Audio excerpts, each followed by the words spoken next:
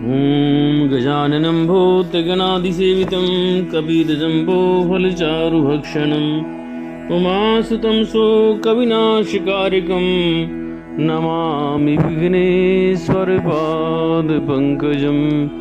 जय जय जय जय श्री राधारमण, जय जय नवल किशोर, जय जय जय चित्तचोर प्रभु, जय जय माखन चोर। श्री कृष्णाय वासुदेवाय हरे परमात्मने प्रणत क्लेशनाशाय श्री गोविंदाय नमो नमः। बोलिए गोविंद भगवान की जय, बाके बिहारी लाल की जय। एकादशी महात्म्य।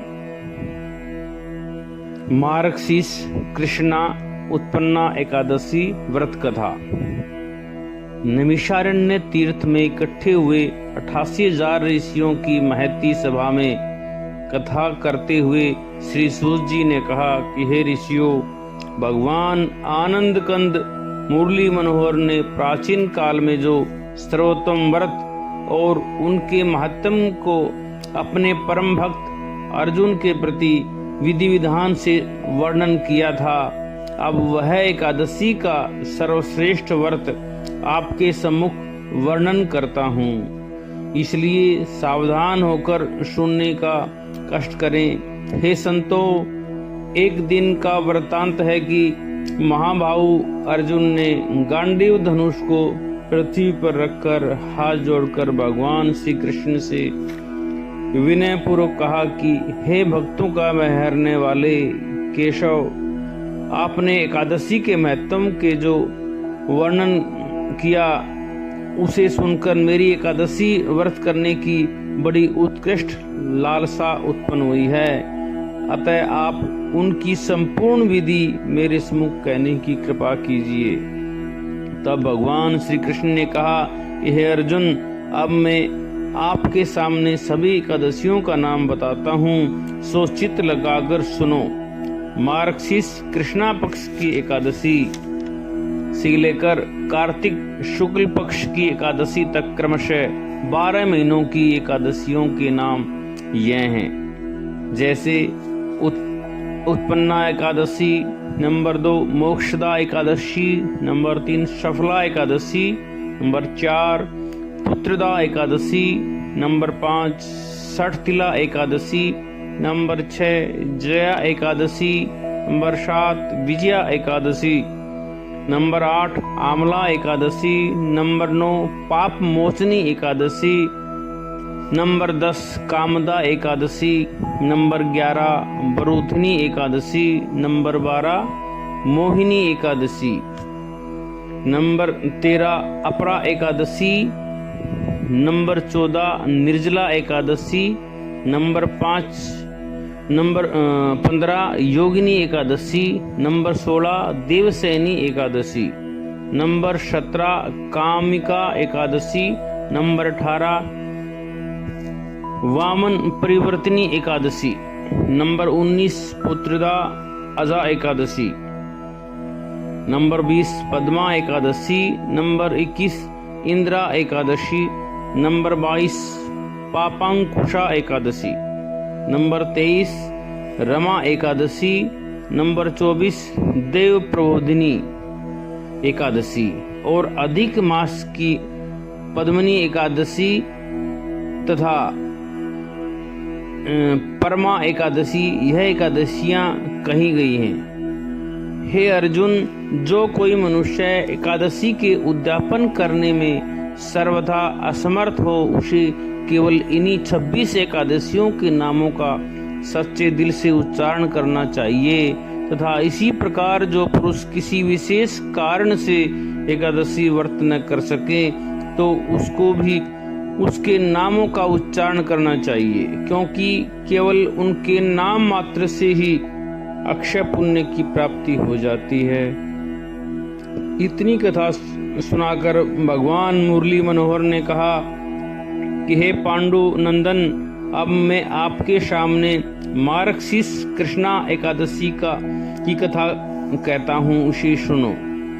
एक समय का वृतांत है कि महाबली मूर नामक दैत्य ने संग्राम में समस्त देवताओं को पराजित करके स्वर्ग के ऊपर स्वयं अपना अधिकार जमा लिया। तब इंद्र, वन, कुबेर, चंद्र, सूर्य और दिग्पाल दुखित होकर कैलाश पर्वत पर चले गए और हाथ जोड़कर भगवान शंकर से प्रार्थना करते हुए इस प्रकार कहने लगे कि हे देवों के देव महादेव, हम सब देवता मूर नामक दैत्य से दुखित होकर आपकी शरण में उपस्थित हुए हैं। अतः एवं उसे मारकर हम लोगों को सुखी करने की कृपा करो। हम आपकी शरणागत में हैं। देवताओं के यह वचन सुनकर भगवान जगतपति शंकर ने कहा, हे देवताओं, मैं उस मूर नामक महादैत्य को अभी मारकर आपको समस्त कष्टों से रहित कर देता, किंतु इस समय मैं घोर तपस्या में लगा हुआ हूँ, जिसमें क्रोध और हिंसा करना सर्वथा अनुचित है। यद्यपि किसी भी तपस्वी को क्रोध और हिंसा भूलकर भी नहीं करनी चाहिए, परंतु फिर भी साधारण तपस्या में किसी अताताई को मारने में कोई पाप नहीं होता। हे देवो, तुम मेरी शरण में आ चुके हो, अतः तुम्हारा उद्धार करना आवश्यक है। किंतु आपको भगवान विष्णु के पास क्षीर सागर में जाने का कष्ट करना पड़ेगा, जहां जाकर उनकी प्रार्थना करने से वह उस महादैत्य को अवश्य नष्ट कर देंगे। इसलिए तुम्हारे थोड़े से कष्ट करने से वह दुष्ट भी मारा जाएगा और मेरी तपस्या भी भंग नहीं होगी। भगवान शंकर की यह बात सुनकर सब देवता भगवान विष्णु के पास गए। वहां जाकर उनकी प्रार्थना करते हुए कहने लगे कि हे जगदीश्वर, ब्रह्मकुल में उत्पन्न नाड़ी जंग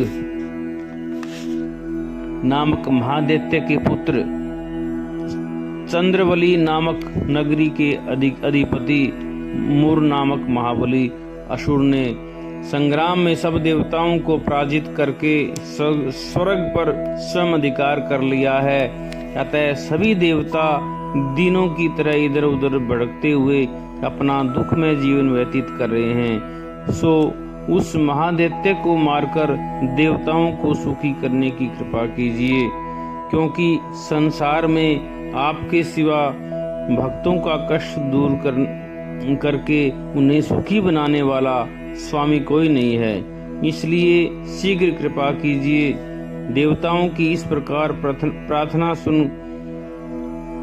भगवान प्रसन्न होते हुए भगवान विष्णु ने कहा कि हे देवो, उस दुरात्मा दैत्य को मारकर तुम्हें शीघ्र ही सुखी बनाऊंगा, अतः तुम्हें उसकी ओर से निश्चित हो जाना चाहिए। हे अर्जुन, विष्णु भगवान की यह वचन सुनकर देवता बड़े प्रसन्न हुए।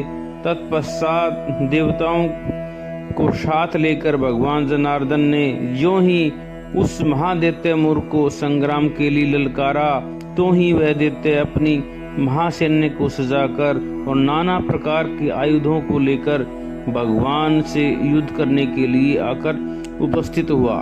उसके बाद देव और असुरों का युद्ध प्रारंभ हो गया।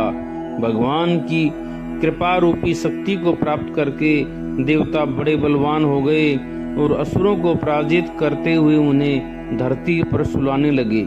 अपनी सेना को देवों द्वारा हताहत होते देखकर मूर के क्रोध का कोई ठिकाना न रहा और कराल काल के समान अपने बाणों को धनुष पर रखकर मलय काल के महादेव के समान देवों पर बाण वर्षा करने लगा। हे अर्जुन, बाण वर्षा से विचलित होकर समस्त देवता बोले कि हे भगवान, रक्षा करो। इस प्रकार चिल्लाते हुए भगवान से प्रार्थना करने लगे। हे अर्जुन, देवताओं के बाणों से देवताओं को विकल देखकर एकादशी के पर्व की लक्ष्य करते हुए भगवान ने विचार किया कि यदि ब्रह्मकुल उत्पन्न मूर्ख दैत्य को एकादशी के दिन मारा जाता है तो धर्म का उल्लंघन और ब्रह्म हत्या का पाप होता है, और यदि नहीं मारा जाता है तो उस दिन देवताओं को दुख के समुद्र में गिरना पड़ता है। अतः कोई ऐसा उपाय सोचना चाहिए जिसे यह दैत्य भी मारा जाए और ब्रह्म हत्या के महापाप से भी बचा जा सके। इस प्रकार विचार करने के पश्चात भगवान विष्णु उस दैत्य के सामने जाकर उससे इस प्रकार खिलवाड़ करने लगे जैसे बिल्ली मूसे से करती है। तब भगवान को सामने देखकर वह दैत्य देवों की ओर से ध्यान हटाकर उनसे युद्ध करता हुआ भगवान पर नाना प्रकार के शस्त्रास्त्रों का प्रहार करने लगा। दैत्य को अपने ऊपर क्रोधित होकर शस्त्रास्त्र चलाते हुए देख भगवान उसे बुलावा देने के लिए उसके आगाड़ी होकर भाग पड़े। लक्ष्मीपति को रण से भागता देख यह दैत्य अपने मन में बड़ा हर्षित हुआ। उसके बाद उन्हें पकड़ने के लिए उनके पीछे हो लिया। तत्पश्चात भगवान जगदीश्वर हिमालय पर्वत की एक विशाल कंदरा में चले गए और वहां जाकर देवों को अभय करने वाली अपनी शक्ति को प्रकट कर आराम से लेट गए। जिस समय वह दैत्य उस कंदरा में पहुंचा तो उस समय देखा कि एक अत्यंत मनोहर कन्या सब आयुधों के लिए युद्ध करने को तैयार खड़ी है। उस भगवती देवमाया को देखकर वह दैत्य जो ही उन्हें मारने के लिए दौड़ा त्यों ही भगवती जगदम्बा ने तलवार से उसका सिर उड़ा दिया। उस महादैत्य को मारा सुन शेष असुर पाताल लोक में चले गए और देवता हर्षित होकर भगवती की प्रार्थना करने लगे। तदंतर भगवान लक्ष्मीपति ने अपनी शक्ति को संबोधित करते हुए कहा कि हे कल्याणी, मार्गशीर्ष कृष्णा एकादशी को मेरे से उत्पन्न होकर तुमने मूर्ख दैत्य का संहार किया है, इसलिए तुम्हारा नाम उत्पन्ना एकादशी होगा। और जो कोई व्यक्ति श्रद्धा भक्ति से युक्त होकर तुम्हारा विधि विधान से व्रत करेगा वह अंत में सीधा मेरे लोक में जाएगा। यद्यपि मुझे तृतीया, अष्टमी, नवमी, चतुर्दशी यह तिथियां बहुत प्रिय हैं, परंतु यह एकादशी मुझको सबसे अधिक प्यारी होगी और तेरा व्रत करने वाला संसार में सबसे अधिक पुण्यात्मा गिना जाएगा। इतनी कथा सुनकर भगवान श्री कृष्ण ने कहा कि हे कुंती नंदन, इस तरह एकादशी मुझसे उत्पन्न होकर संसार में सर्वश्रेष्ठ गिनी जाती है तथा जो प्राणी एकादशी का व्रत करता है उसके समस्त शत्रुओं के सहित कष्टों का नाश होता है। मैं उसे संसारी सुखों के सहित स्वर्ण के सुख में प्रदान करता हूँ। अतः सुख, ऐश्वर्य, पुण्य, यश और मन इच्छा फल पाने को मनुष्य को अवश्य इस प्रकार एकादशी का व्रत करना चाहिए। इस एकादशी को निराहार रहकर दूसरे दिन द्वादशी को भोजन करें, किंतु द्वादशी के दिन मैथुन पतितों का 7 दिन में सोना, बार बार भोजन करना तथा मांस तथा तेल का सर्वथा त्याग करते हुए क्रोध और झूठ को त्याग देना चाहिए तथा शुभ कर्म करते हुए परमेश्वर का भजन करते रहना चाहिए। हे अर्जुन, इस प्रकार जो श्रद्धा भक्ति से एकादशी के व्रत को करेगा अथवा इसके महात्म को सुनेगा वह समस्त संसारी सुखों को प्राप्त करता हुआ वैकुंठ के अनंत सुखों को प्राप्त होगा। बोलिए गोविंद भगवान की जय। श्रीमन्नारायण नारायण नारायण भजमन नारायण नारायण नारायण लक्ष्मी नारायण नारायण नारायण श्रीमन्नारायण नारायण नारायण भजमन नारायण नारायण नारायण। बोले गोविंद भगवान की जय।